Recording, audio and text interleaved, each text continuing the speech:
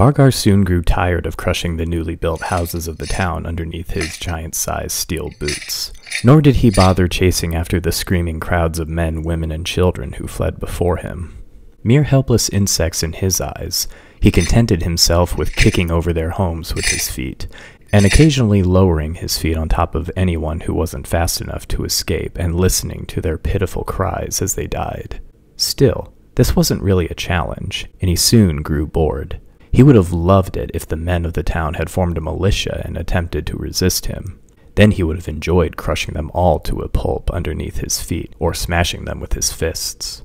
But every inhabitant in the town seemed to be making as quickly as they could for the safety of the castle. "I'm wasting my time here," he said aloud. "They're all hiding inside the castle now, the little fleas. No doubt cowering underneath the skirt of their overgrown princess. What say you, Shalmat? Shall we make for the castle and announce our presence to the lady of the house?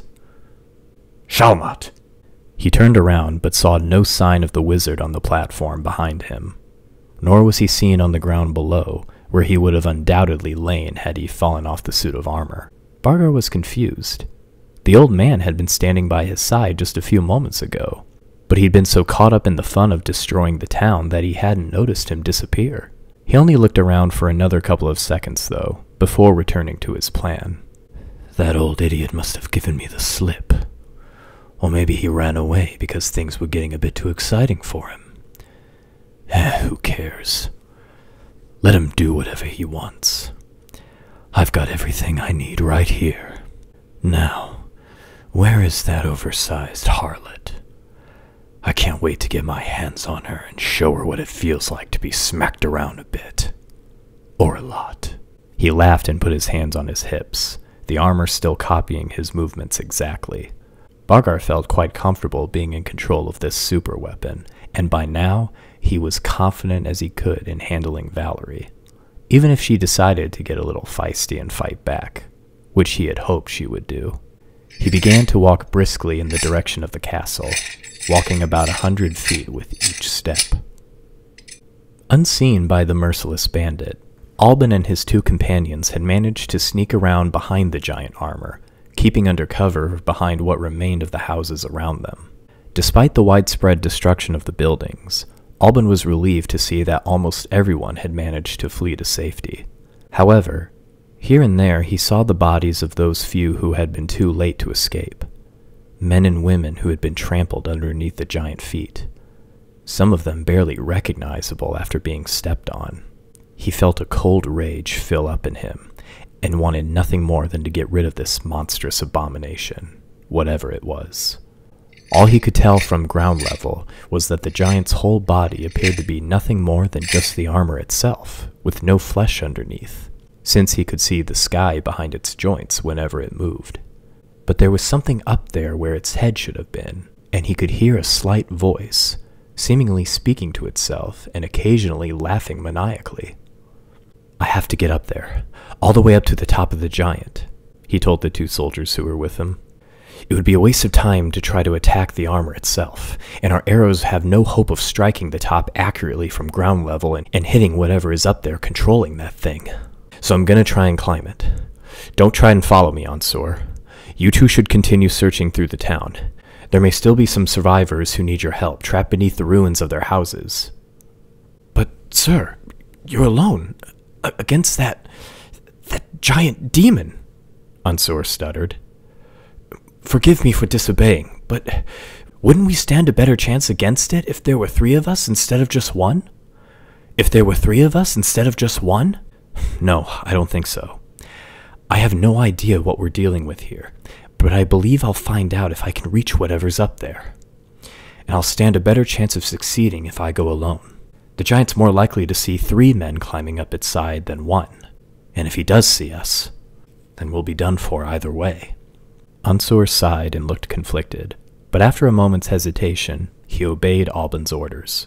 Taking the young soldier next to him by the arm, he wished Alban good luck and swiftly ran off into the town, looking for more villagers who were in need of aid. Alban steeled himself and snuck up behind the giant.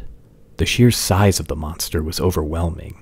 even though he himself was married to a giantess of roughly the same size as this colossus. Had Valerie been malevolent, though, she would have made as frightening a foe as this new enemy. Alban hoped she was prepared to do whatever it took to stop its rampage. He made his way right up to the heel of one of the metal boots of the armor, then grabbed hold of a protruding bit and hoisted himself up. Climbing all the way to the top wouldn't be easy, he knew, but he was in as good shape as he'd ever been, and as long as the behemoth just kept walking towards the castle without breaking its routine, he knew he had a chance. Lucky for him, the surface of the armor was corroded and chipped over most of its outside. It was obviously very old, ancient even, so he wasn't lacking for handholds or footholds.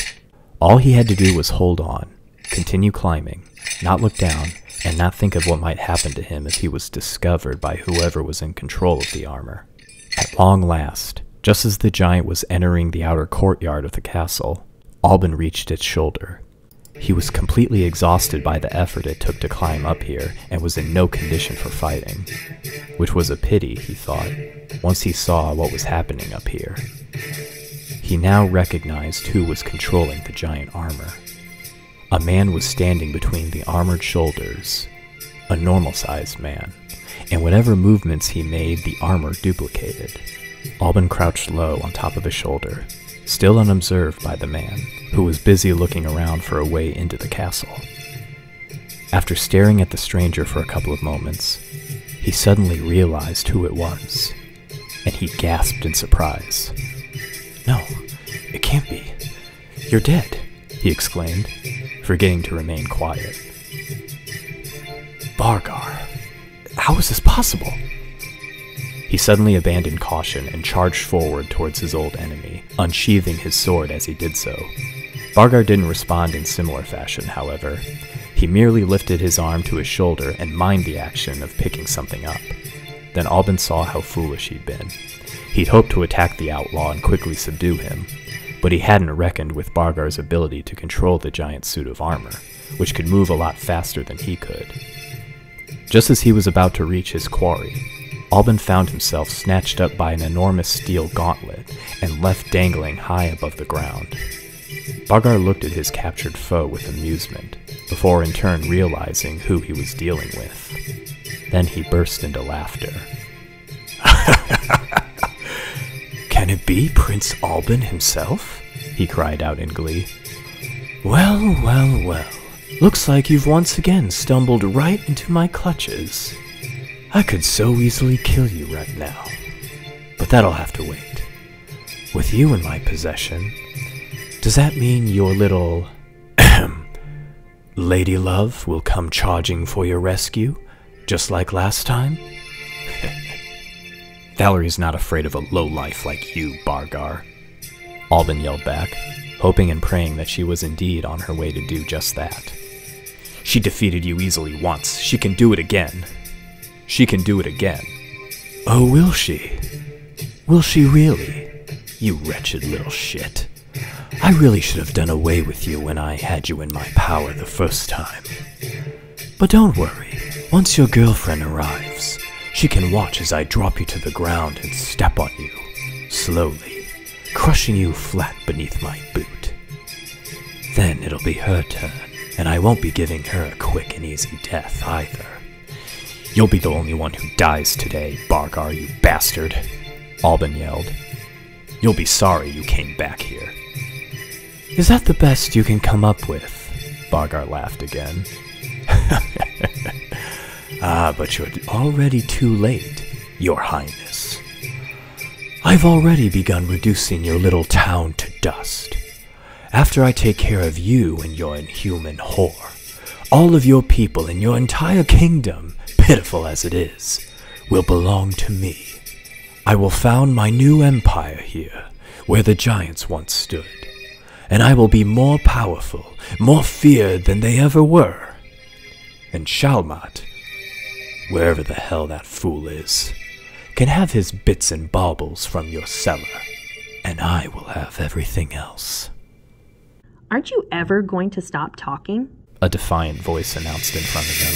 Bargar stopped paying attention to the man he held in his grasp and looked ahead. only to see an extraordinary sight. Valerie stood before him, but she looked nothing like the scared, helpless girl he'd been expecting to see. Wearing a suit of armor nearly identical to the one he was controlling, though it appeared to be in much better condition, and brandishing a sword even bigger than the one he himself had, she stared directly at him with a look that showed she meant business. Standing nearly as tall as his own armor did, her fierce appearance actually made Bargar gulp in shock. But he quickly recovered his bravado when he realized that he held her beloved husband in his hands and could end Albin's life in an instant. "Stay where you are," he shouted, and was dismayed to realize that his voice didn't sound nearly as loud and commanding as hers had. "Take a step closer, princess, and your little pet princeling will find out what a bug feels like when it gets stepped on." And then what, Bargar? Valerie shouted back. She didn't dare show it, but she was scared to death that the bandit would really carry out his threat against Albin's life. But she knew that showing any trace of fear or weakness was exactly what her enemy wanted, and that she had to make him believe that she was the one in control. What happens after you kill them? She continued. Do you think that I'll just lie down and weep and let you kill me as well? I will fight you with every ounce of my strength and protect my husband, my people, and my land. And if you so much as harm one more person, whoever it may be, you can be assured that you will share their fate. "Really? And who will stop me, You? You're just a child. A female child at that. What do you know about combat? About facing an opponent who's infinitely more skilled than you'll ever be? Nothing. I can take you on with one hand tied behind my back."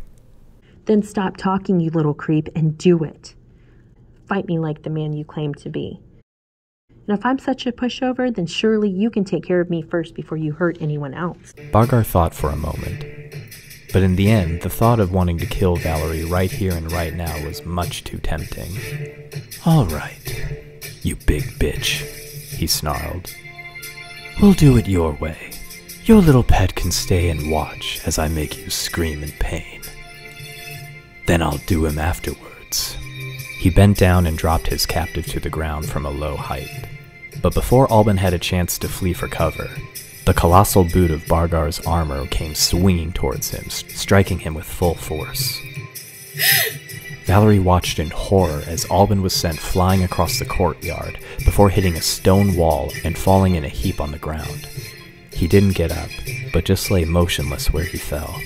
She took a step towards him to see if he was still alive, but she decided against it. If she took her attention off Bargar for even a few seconds, the fiend would come charging at her. So she turned back to her enemy, forced back the tears behind her eyes with all of her willpower, and lifted her sword high. You'll be sorry you did that, Bargar, she said quietly. This time, I'll make sure you stay down. Bargar simply laughed at her and swung his sword idly by his side. He didn't for one moment think she stood any chance against his superior strength and skill. As long as he could prevent her blade from reaching anywhere near the platform on which he stood, something he felt confident he could achieve, he'd be safe. "Oh, this'll be fun," he thought to himself. "It's about time I had some fun for a change."